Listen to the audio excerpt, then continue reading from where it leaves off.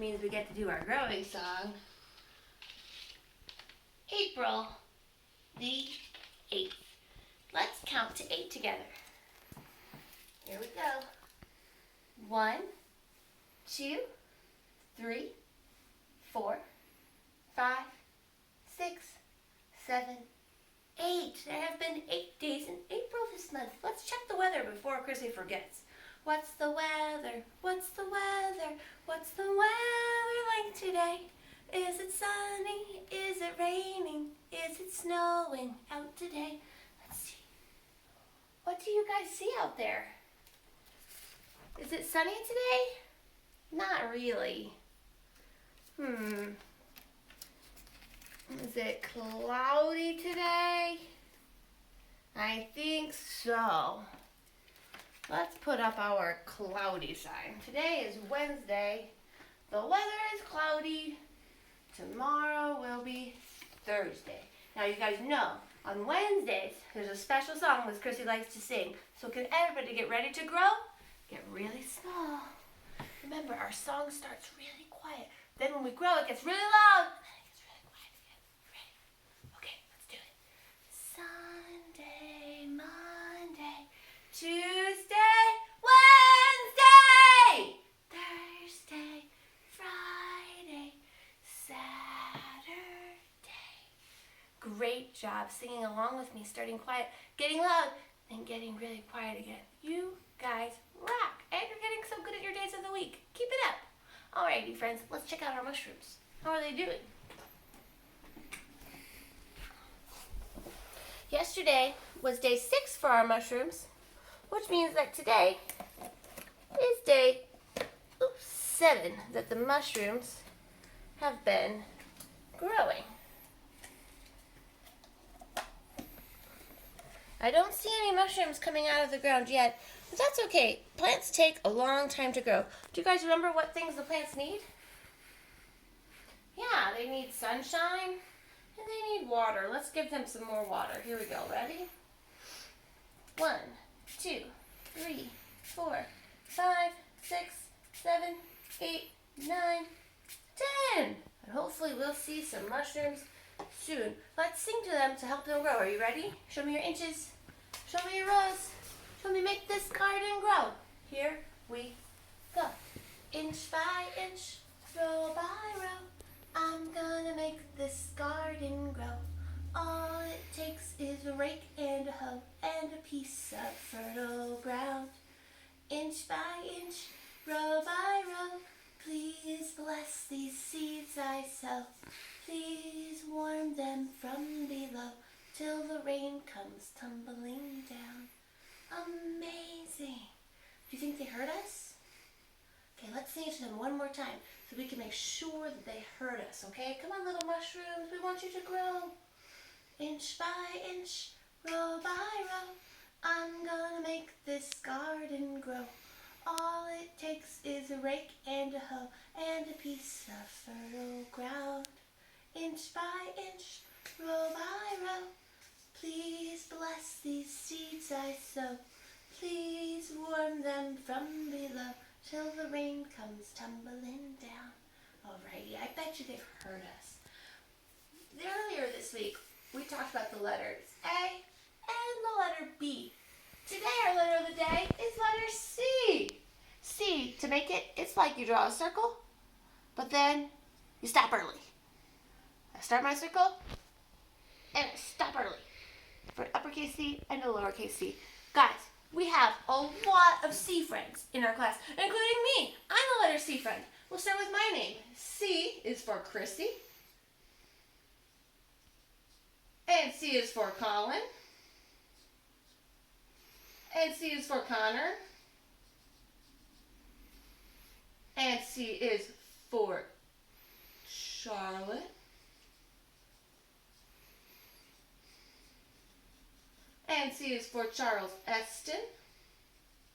Oh no, I'm starting to run out of room. We're going to double these up.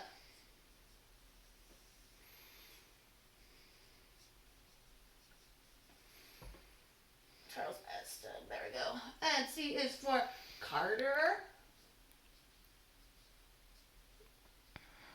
And I think, 1, 2, 3, Oh, I have one more letter C friend. Hold on, let me find it. Where is it?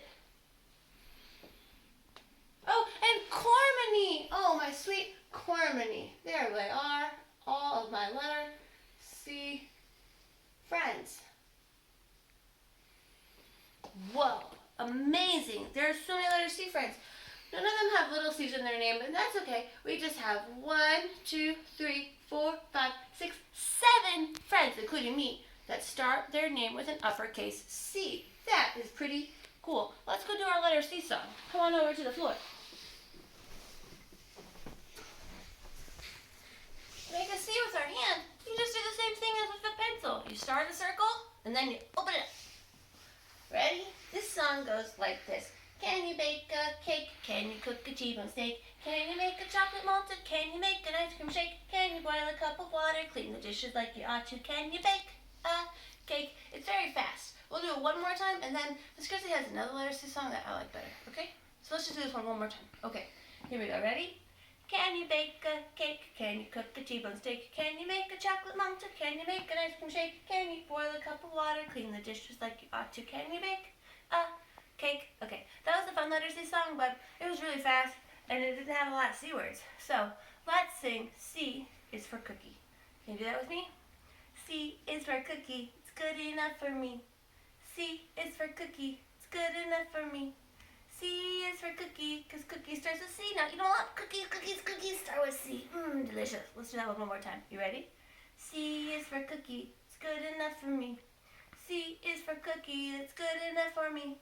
C is for cookie, because cookie starts with C. Oh, cookies starts with C. Hey, great job doing our letter C song. Let's stay down here on the floor for our story. This week we've been reading the stories about Peter Rabbit. This is the same story that we read on Monday, but with different pictures. I think it'll show up better on camera. Check it out. Once upon a time, there were 4 little rabbits, and their names were Flopsy, Mopsy, Cottontail, and Peter. They lived with their mother in a sandbank underneath the root of a very big tree. Now, my dear, said Mrs. Rabbit one morning, you may go into the fields or down the lane, but don't go into Mr. McGregor's garden. Your father had an accident there. He was put in a pie by Mrs. McGregor. Oh, no. Now run along and don't get into mischief. I am going out. Then old Mrs. Rabbit took a basket and her umbrella and went through the woods to the baker's. She brought a loaf of bread and some currant buns. Flopsy, Mopsy, and Cottontail, who were good little bunnies, went down the lane to gather blackberries. But Peter, who was very naughty, went straight away to Mr. McGregor's garden and squeezed under the gate. There's Peter just squeezing under that gate to get into the garden where he's not supposed to go. First, he ate some lettuces and some French beans, and then he ate some radishes. Then, feeling rather sick, he went to look for some parsley. But round the end of the cucumber frame, whom should he meet but Mr. McGregor? Oh no! Mr. McGregor was on his hands and knees planting out young cabbages. But he jumped up and ran after Peter, waving a rake and calling out, "Stop! Stop!" Peter was most dreadfully frightened. He rushed all over the garden, for he had forgotten the way back to the gate. Uh-oh. He lost one of his shoes among the cabbages and the other shoe among the potatoes. After losing them, he ran on 4 legs and went faster. So I think he might have gotten away altogether if he had not unfortunately run into a gooseberry net and got caught by the large buttons on his jacket. It was a blue jacket with brass buttons and quite new. Peter gave himself up for lost and shed big tears, but his sobs were overheard by some friendly sparrows who flew to him in great excitement and helped him to get out. Mr. McGregor came up with a sieve, which he intended to pop up on the top of Peter, but Peter wriggled out just in time, leaving his jacket behind him. He rushed into the tool shed and jumped into a can. It would have been a beautiful thing to hide it if it had not had so much water in it. Oh, look, Peter is all wet and cold.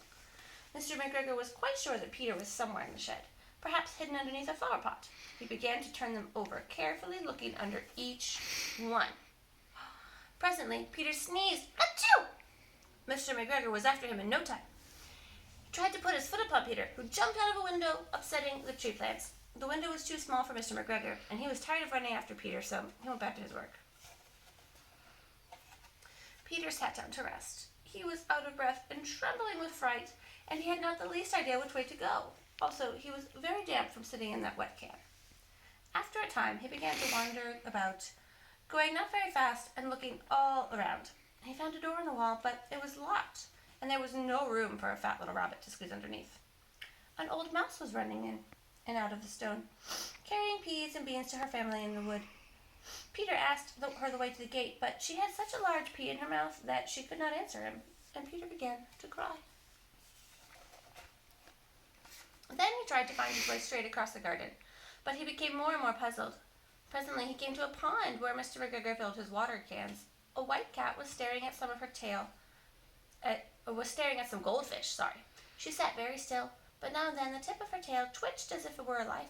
Peter thought it was best to go away without speaking to her, but he had heard about cats from his friend, little Benjamin Bunny. Benjamin Bunny had a run-in with a scared cat. He went back towards the tool shed, but suddenly, quite close to them, he heard the noise of a hoe. Scratch, scratch, scratch, scratch. Peter scuttered underneath the bushes, and nothing happened. So he came out, he climbed upon a wheelbarrow, and peeped over. The first thing he saw was Mr. McGregor hoeing onions. His back was turned towards Peter, and behind him was the gate. Peter got down very quickly off the wheelbarrow and started running as fast as he could go along a straight walk behind some black currant bushes. Mr. McGregor caught sight of him at the corner, but Peter did not care. He slipped underneath the gate and was safe at last in the wood outside the garden. Mr. McGregor hung up the little jacket and shoes for the scarecrow to frighten away the blackbirds. Peter never stopped running or looked behind him till he got home to the big fir tree. He was so tired that he flopped down upon the nice soft sand on the floor of the rabbit hole and shut his eyes. His mother was busy cooking. She wondered what he had done with his clothes. It was the same little jacket and pair of shoes that Peter had lost. I am sorry to say that Peter was not very well during the evening. His mother put him to bed and made some chamomile tea and gave a dose of it to Peter. 1 tablespoon to be taken at bedtime. But Flopsy, Mopsy, and Cottontail, who were good little bunnies, got to have some bread and milk and blackberries for supper. The end. And that's our story about why we should not get into mischief and listen to what our mom and dad say. Alrighty, my super friends. Hey, should we look for some eggs? Do you see any? You do? Oh, what color are they today?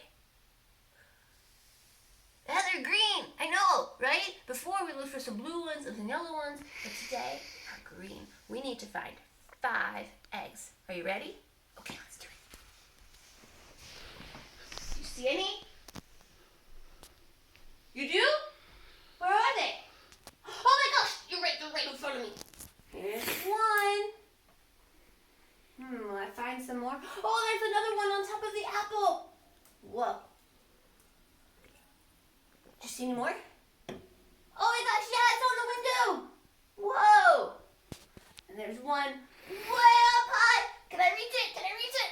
Oh, I got it. And there's one underneath our letter C chart. Whoa, that one's a little bit stuck to the wall. Oh, goodness. Alrighty, friends. Look at that. We found 5 green eggs. If you guys do Easter egg hunts at your house, I would love to see a picture. Fun. Alrighty, my super friends. That's all for today. I will see you tomorrow, and we'll do a craft in a little while. Bye-bye, guys.